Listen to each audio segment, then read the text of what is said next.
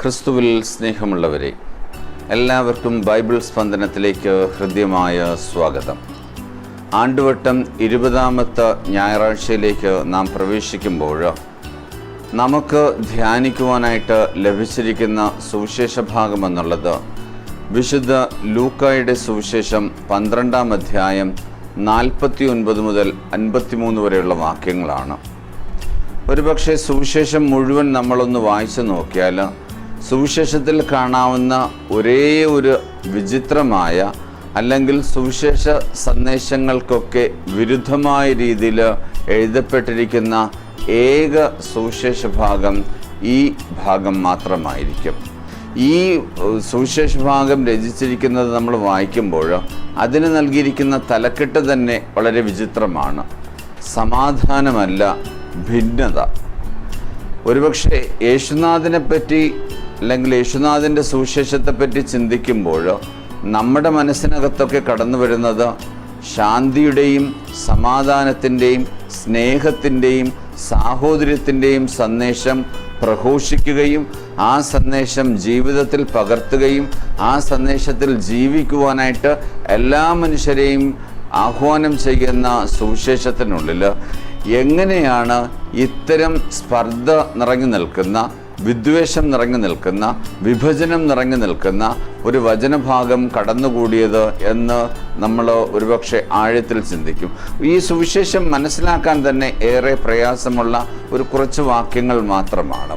യേശുവിനെ പറ്റി തന്നെ നൽകപ്പെടുന്ന പഴയ നിയമ ചിന്തകൾ പരിശോധിച്ച് നോക്കിയാലും പുതിയ നിയമ ചിന്തകൾ പരിശോധിച്ച് നോക്കിയാലും യെശയ്യാ പ്രവാചകന്റെ പുസ്തകം 9ാം അധ്യായം 6ാമത്തെ വാക്യത്തിൽ യേശുനാഥനെ പറ്റി പറയുന്ന ആധികാരികമായ ഒരു വിശേഷണം എന്നുള്ളത് അവൻ സമാധാനത്തിൻ്റെ രാജാവ് എന്ന് വിളിക്കപ്പെടുമെന്നാണ്.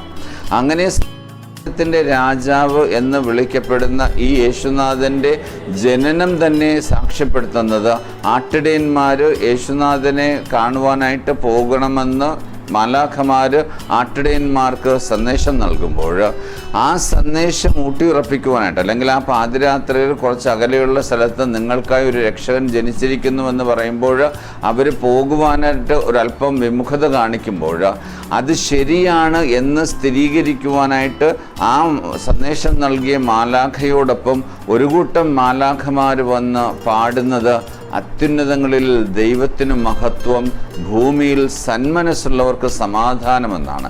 അങ്ങനെ ഈ സമാധാനത്തിൻ്റെയും സ്നേഹത്തിൻ്റെയും ശാന്തിയുടെയും സാഹോദര്യത്തിൻ്റെയും ഒക്കെ സന്ദേശമാണ് ബൈബിളിൽ പുതിയ നിയമത്തിൻ്റെ പ്രാരംഭം മുതൽ സമാപനം വരെ നമുക്ക് കണ്ടെത്തുവാനായിട്ട് സാധിക്കുന്നത്.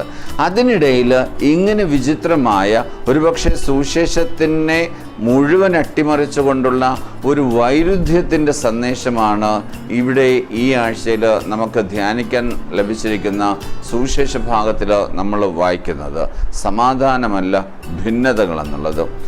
എന്തുകൊണ്ടായിരിക്കാം സ്നേഹത്തിൻ്റെ സുവിശേഷം പ്രസംഗിക്കുന്നിടത്ത്, സാഹോദര്യത്തിൻ്റെ സുവിശേഷം പ്രസംഗിക്കുന്നിടത്ത് ഇത്തരമൊരു സുവിശേഷം കടന്നുകൂടിയിരിക്കുന്നത്?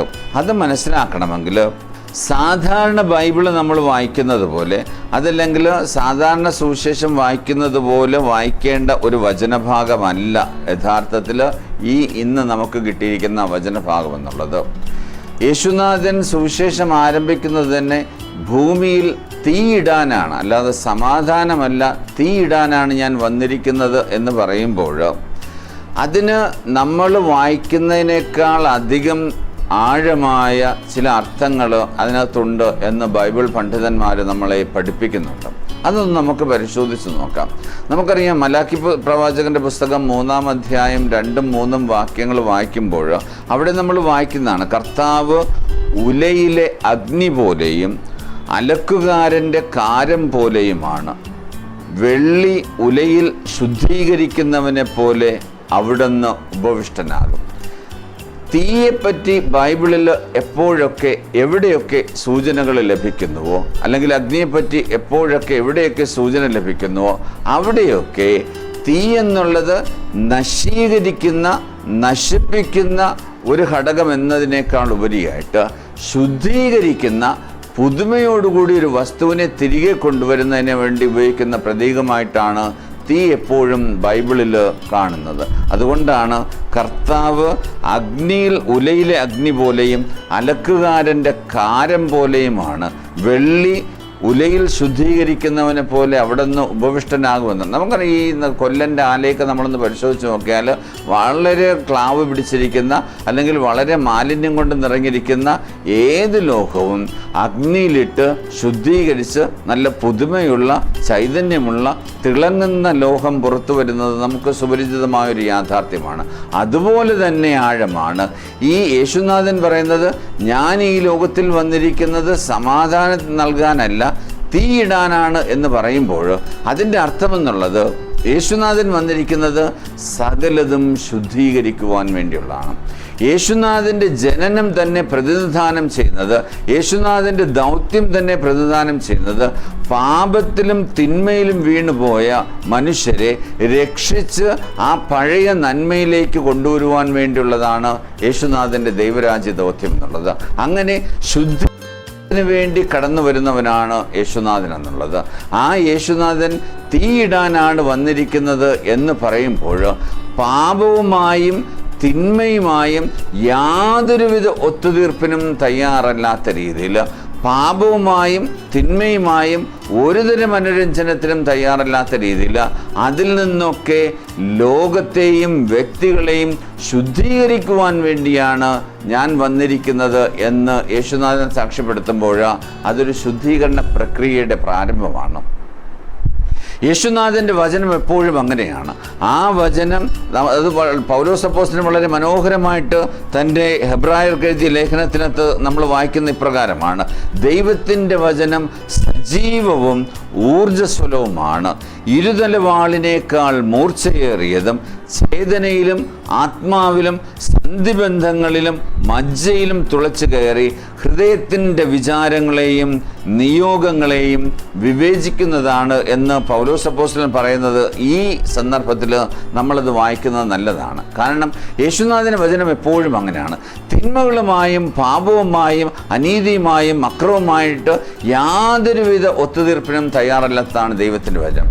അതുകൊണ്ടാണ് പലപ്പോഴും ക്രിസ്തുവിൻ്റെ സുവിശേഷം മാലിന്യം കലർത്താതെ സ്വീകരിക്കുകയും സ്വാംശീകരിക്കുകയും പ്രഘോഷിക്കുകയും ചെയ്യുന്ന ധാരാളം സുവിശേഷ പ്രവർത്തകർ ലോകത്തിൻ്റെ വിവിധ സ്ഥലങ്ങളിൽ പീഡനങ്ങൾക്ക് വിധേയമാകുന്നതിൻ്റെ ഒരു പ്രധാന കാരണം അതാണ്. നമുക്കറിയാം, ഈ വിശുദ്ധ പത്രോസും പൗലോസും ഒക്കെ ഈ സുവിശേഷം സധൈര്യം പ്രഘോഷിക്കുവാനായിട്ട് ഇറങ്ങിത്തിരിക്കുമ്പോൾ അവരെ പലപ്പോഴും പലരും പറയാറുണ്ട്, ഇത് സുവിശേഷം സൂക്ഷിച്ച് സംസാരിക്കണം, കാരണം രാജാവിന് അഹിതമായതാണ് സുവിശേഷവും അതിൻ്റെ സന്ദേശവും, അതുകൊണ്ട് രാജാവിന് ഇഷ്ടപ്പെട്ട രീതിയിൽ സംസാരിക്കണമെന്ന് പറയുമ്പോൾ പൗലോസ് അപ്പോസ്തലന്മാരുടെ നടപടി പുസ്തകത്തിന് അത് കൃത്യമായി പറയുന്നുണ്ട്. ഞങ്ങൾ കാണുകയും ഞങ്ങൾ കേൾക്കുകയും ചെയ്ത ജീവന്റെ വചനത്തെപ്പറ്റി സംസാരിക്കാതിരിക്കുവാനായിട്ട് സാധിക്കുകയില്ല എന്ന് വിശുദ്ധ പത്രോസ് ആ ന്യായാധിപന്മാരുടെ മുമ്പിൽ വെച്ച് സാക്ഷ്യം പറയുന്നതിൻ്റെ രഹസ്യം ഇതാണ്. കാരണം സുവിശേഷത്തിനകത്ത് വെള്ളം ചേർക്കാൻ സാധിക്കത്തില്ല. അങ്ങനെ വെള്ളം ചേർക്കാൻ സാധിക്കാത്ത സുവിശേഷം പ്രസംഗിക്കുമ്പോൾ അത് നമ്മെ കൊണ്ടെത്തിക്കുന്നത് ഒരുപക്ഷെ നമ്മുടെ ജീവൻ എടുക്കുന്നിടത്തോളമായിരിക്കും. അതുകൊണ്ടാണ് യേശുദാൻ പറഞ്ഞത്, എനിക്കൊരു സ്നാനം സ്വീകരിക്കാനുണ്ട്, ആ സ്നാനം സ്വീകരിക്കുന്നത് വരെ ഞാൻ അസ്വസ്ഥനാണ് എന്ന് യേശുനാഥൻ പറയുമ്പോൾ യേശുനാഥന് കൃത്യമായി അറിയാമായിരുന്നു യേശുനാഥൻ്റെ ദൈവരാജ്യ സുവിശേഷ പ്രഘോഷണമൊക്കെ യേശുനാഥനെ കൊണ്ടെത്തിക്കുന്നത് കാൽവരിയിലെ കുരിശിൽ കയറിയുള്ള മരണത്തിലാണ് എന്ന് യേശുനാഥന് അറിയാമായിരുന്നു. എന്നാൽ ആ മരണം കൊണ്ട് അവസാനിക്കുന്നതല്ല യേശുനാഥൻ്റെ ദൈവരാജ്യ സന്ദേശമെന്ന് യേശുനാഥന് അറിയാമായിരുന്നു. കാരണം ആ മരണം വെറുമൊരു യാഥാർത്ഥ്യം മാത്രമാണെങ്കിൽ ആ മരണത്തെക്കാൾ അപ്പുറം എത്തുന്ന മഹത്വീകരിക്കപ്പെടുന്ന ഒരു ഉത്ഥാനമുണ്ടായിരിക്കുമെന്നുള്ളതാണ് സുവിശേഷത്തിൻ്റെ മനോഹാരിത എന്നുള്ളത്. ഇവിടെ യേശുനാഥൻ ഞാൻ ഭൂമിയിൽ തീയിടാനാണ് വന്നിരിക്കുന്നത് എന്ന് പറയുമ്പോൾ അതിൻ്റെ അർത്ഥമെന്നുള്ളത് തിന്മകൾക്കെതിരെയുള്ളൊരു പോരാട്ടമാണ്, അനീതികൾക്കെതിരെയുള്ള പോരാട്ടമാണ്, വിദ്വേഷ ക്കുമെതിരെയുള്ളൊരു പോരാട്ടമാണ് സുവിശേഷം സ്വീകരിക്കുകയും സുവിശേഷത്തിൽ വിശ്വസിക്കുകയും സുവിശേഷം പ്രഘോഷിക്കുകയും ചെയ്യുന്ന ഏതൊരു വിശ്വാസിക്കും സ്വീകരിക്കുവാൻ സാധിക്കുന്ന ഏക മാർഗം എന്നുള്ളത്.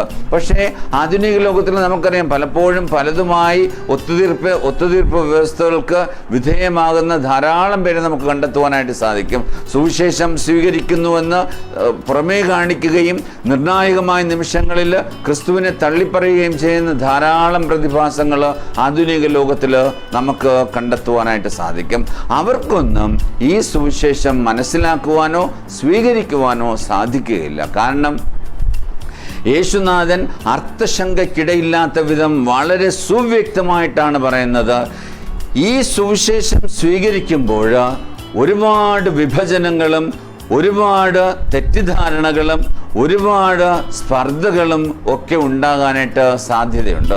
നമുക്കറിയാം, ക്രിസ്തുവിനെ സ്വീകരിക്കുവാനായിട്ട് ഒരു കുടുംബത്തിൽ ഒരാൾ തീരുമാനിക്കുമ്പോൾ പലപ്പോഴും ആ കുടുംബത്തിൽ ക്രിസ്തുവിനെ സ്വീകരിക്കുവാനും അല്ലെങ്കിൽ യേശുവിൻ്റെ പാത സ്വീകരിച്ച് അതിലൂടെ സഞ്ചരിക്കുവാനായിട്ട് ആഗ്രഹിക്കുന്ന ഒരു വ്യക്തി പലപ്പോഴും സംശയദൃഷ്ടികളോടുകൂടി വീക്ഷിക്കപ്പെടുന്ന സാഹചര്യം കുടുംബങ്ങളിൽ പോലും നമുക്ക് കണ്ടെത്തുവാനായിട്ട് സാധിക്കും.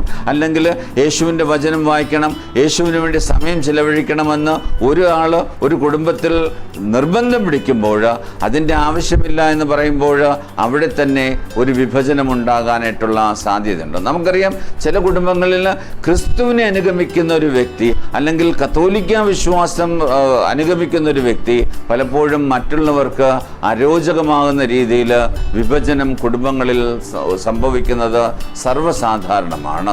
അത് ഇന്ന് ആധുനിക ലോകത്തിൽ ഇപ്പോൾ പെന്തക്കോസ്തക്കാരുടെയോ അല്ലെങ്കിൽ യഹോവ വിറ്റ്നസിൻ്റെയോ അതല്ലെങ്കിൽ മറ്റ് അകത്തോലിക്ക വിഭജനങ്ങളുള്ള വീടുകളിൽ ഇത് സർവ്വസാധാരണമാണ്. ഒരു ഉത്തമ കത്തോലിക്ക വിശ്വാസി എപ്പോഴും വിഭജനത്തിൻ്റെ വിത്താണെന്ന് പ്രഘോഷിക്കപ്പെടുന്ന ധാരാളം കുടുംബ പശ്ചാത്തലം നമുക്ക് കണ്ടെത്തുവാനായിട്ട് സാധിക്കും. എന്നാൽ യേശുനാഥൻ ഇവിടെ പറയുന്നത് ക്രിസ്തുവിൽ അടിയുറച്ച വിശ്വാസം എന്നുള്ളത്, ക്രിസ്തുവിൻ്റെ സുവിശേഷം എന്നുള്ളത് ഒരിക്കലും തന്നെ അത് സമാധാനത്തിൻ്റെ ഒരു പാതയായിരിക്കുകയില്ല. കത്തോലിക്ക വിശ്വാസം മുല്ലപ്പൂ വിതറിയിരിക്കുന്ന പൂമെത്തയല്ല, മറിച്ച് കത്തോലിക്ക വിശ്വാസം ും സ്വാംശീകരിക്കുന്നതും ജീവിക്കുന്നതും പ്രഘോഷിക്കുന്നതും യേശുനാഥൻ്റെ കുരിശിൻ്റെ വഴിയിലൂടെ സഞ്ചരിക്കുവാനായിട്ടുള്ള ഒരു പാത നമ്മുടെ മുന്നിൽ തെളിയിക്കുന്നതാണ് എന്ന് യേശുനാഥൻ ഇന്നത്തെ സുവിശേഷത്തിൽ നമ്മെ ഓർമ്മിപ്പിക്കുന്നുണ്ട്. കാരണം ത്യാഗത്തിൻ്റെയും സഹനത്തിൻ്റെയും വഴിയിലൂടെ മാത്രമേ സുവിശേഷത്തിൻ്റെ സദ്വാർത്ത നമുക്ക് ജീവിക്കുവാനും ലോകത്തോട് പ്രഘോഷിക്കുവാനും സാധിക്കുകയുള്ളൂ. നമുക്കറിയാം, വിശുദ്ധ പത്രോസ് ഈ സുവിശേഷം പ്രസംഗിച്ച് നടക്കുന്ന സമയത്താണ് ഈ റോമാ നഗരത്തിൽ ക്രിസ്തുമത പീഡനം വരുമ്പോൾ വിശ്വാസികളൊക്കെ വിശുദ്ധ പത്രോസിനോട് വന്ന് പറയുന്ന ഒരു കാര്യമുണ്ട്. കോവാദീസ് എന്ന മനോഹരമായ നാടകത്തിൽ അത് കൃത്യമായിട്ട് അവതരിപ്പിക്കുന്നുണ്ട്. കാരണം രാജാവ് വിശ്വാസം പ്രഘോഷിക്കുന്ന അപ്പോസ്തലന്മാരെ ഒന്നൊന്നായിട്ട് കടന്നു പിടിച്ച് കാരാഗൃഹത്തിലടച്ച് അവരുടെ കഴുത്ത് ശിരച്ഛേദനം ചെയ്യുമ്പോഴൊക്കെ വിശ്വാസികൾ പത്രോസിനോട് പറയുന്നതാണ്, ശിഷ്യപ്രമുഖനായ പത്രോസിനോട് പറയുന്നു, നീ ജീവിച്ചിരിക്കേണ്ടത് അത്യാവശ്യമാണ്. കാരണം ഞങ്ങളിൽ 1-2 പേരെ രാജാവ് പിടിക്കുകയും കൊല്ലുകയും ചെയ്തു കഴിഞ്ഞാലും നീ ജീവിച്ചിരുന്നാൽ ധാരാളം പേരെ ക്രിസ്തു വിശ്വാസത്തിലേക്ക് കൊണ്ടുവരുവാനായിട്ട്, ക്രിസ്ത്യാനികളാക്കുവാനായിട്ട്, ക്രിസ്തുവിൻ്റെ അനുഭവം പങ്കുവെച്ചു കൊടുക്കുവാനായിട്ട് നിനക്ക് സാധിക്കും. കാരണം നീ ക്രിസ്തുവിനെ നേരിട്ട് കണ്ട് അനുഭവിച്ചതായതുകൊണ്ട് തന്നെ നീ ജീവിച്ചിരിക്കണം. അതുകൊണ്ട് രാത്രിയോടുകൂടി തന്നെ നീ റോമാ നഗരം വിട്ട് മറ്റെവിടെയെങ്കിലും പോകുക. നീറോ ചക്രവർത്തിയുടെ കാലശേഷം നിനക്ക് മടങ്ങി വന്ന് വീണ്ടും റോമാ സാമ്രാജ്യത്തിൽ ധാരാളം ക്രിസ്ത്യാനികളെ സൃഷ്ടിച്ചെടുക്കാൻ സാധിക്കുമെന്ന് പത്രോസിനോട് സ്നേഹപൂർവ്വം ശിഷ്യന്മാർ പറയുമ്പോൾ മനസ്സില്ലാ മനസ്സോടെ പത്രോസ് റോമാ സാമ്രാജ്യം വിട്ടുപോകുവാനായിട്ട് തീരുമാനിക്കുന്നുണ്ട്. നസാറിമോസ് എന്ന ഒരു ശിഷ്യനോട് ചേർന്ന് നിന്നുകൊണ്ട് ആപ്പീൻ പാതയിലൂടെ പത്രോസും നസാറിമോസും ഇങ്ങനെ റോമാ നഗരം വിട്ട് ഈ നീറോ നീറോ ചക്രവർത്തിയുടെ ക്രൂരതയിൽ പെടാതിരിക്കുവാനായിട്ട് സഞ്ചരിക്കുമ്പോൾ ആ സഞ്ചാരവേളയിൽ കുറച്ചകലെയായിട്ട് പത്രോസ് വളരെ ജ്വലിക്കുന്ന ഒരു പ്രകാശം കാണുന്നുണ്ട്. പത്രോസ് റോമാ നഗരം വിട്ട് നീങ്ങുന്നതോടൊപ്പം ഈ ജ്വലിക്കുന്ന ആ ദീപഗോളം പത്രോസിൻ്റെ നേരെ വരുന്നത് ആ ആപ്യൻ പാതയിലൂടെ സഞ്ചരിക്കുന്ന പത്രോസ് കാണുന്നുണ്ട്. ഒരുപക്ഷെ നസാറിമോസ് അത് കണ്ടിട്ടില്ലായിരിക്കാം. എങ്കിലും ആ ദീപഗോളം അടുത്ത് വരുന്നതിനനുസരിച്ച് അത് തൻ്റെ അടുത്തെത്തുമ്പോൾ, കാരണം ആ ദീപഗോളം അടുത്തെത്തുമ്പോൾ പത്രോസിന് അതിൽ ആ രൂപം തെളിഞ്ഞു വരുന്നുണ്ട്. പണ്ട് കുരിശും വഹിച്ച് കാൽവരിയിലേക്ക് പോയ ക്രിസ്തുനാഥനാണ് ആ തിളങ്ങുന്ന ദൈവഗോളമെന്ന് കണ്ടെത്തുന്ന പത്രോസ് ചോദിക്കുന്നതാണ്, കോവാദീസ് ദോമിനെ, അങ്ങ് എവിടേക്കാണ് പോകുന്നത്? അതിന് ആ ക്രൂശിത രൂപമേന്തിയ യേശുനാഥൻ നൽകുന്ന മറുപടിയാണ്, എവിടെയാണോ എൻ്റെ കുഞ്ഞാടുകളെ നീ ഉപേക്ഷിച്ച് പോകുന്നത്, ഞാൻ ഈ ലോകം വിട്ട് പിതാവിൻ്റെ പക്കലേക്ക് പോകുമ്പോൾ നിന്നെയാണ് ഈ കുഞ്ഞാടുകളെ നയിക്കുക എന്ന് പറഞ്ഞ് ഏൽപ്പിച്ചത്. ആ കുഞ്ഞാടുകൾ ഉപേക്ഷിച്ച് നീ പോകുന്ന അതേ സ്ഥലത്തേക്ക് ഒരിക്കൽ കൂടി കുരിശ് വഹിക്കുവാനായിട്ട് ഞാൻ റോമായിലേക്ക് പോകുകയാണ് എന്ന് അതിൽ നിന്ന് അശരീരി കേൾക്കുന്ന പത്രോസ് അവിടെ വെച്ച് തന്നെ ഒരു യൂ ടേൺ എടുക്കുകയാണ്.